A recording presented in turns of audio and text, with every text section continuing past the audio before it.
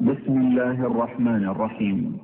يا أيها الذين آمنوا أوفوا بالعقود أحلت لكم بهيمة الأنعام إلا ما يتلى عليكم غير محل الصيد وأنتم حرم إن الله يحكم ما يريد.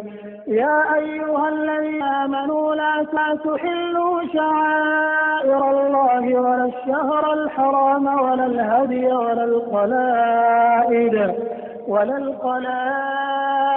ولا آمين البيت الحرام يبتغون فضلا من ربهم ورضوانا وإذا حللتم فاصطادوا ولا يجرمنكم شنآن قوم أن صدوكم عن المسجد الحرام أن تعتدوا وتعاونوا على البر والتقوى ولا تعاونوا على الإثم والعدوان واتقوا الله إن الله شديد العقاب.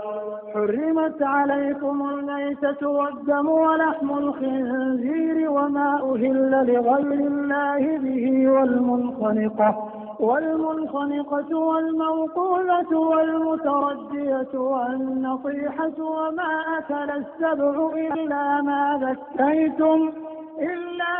ذكيتم وما ذبح على النصب وأن تستقسموا بالأزلام ذلكم فسق.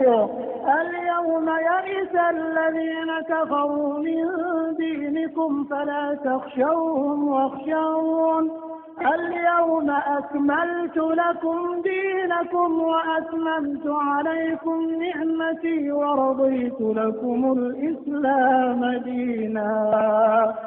فمن اضطر في مخمصة غير متجانف لإثم فإن الله غفور رحيم.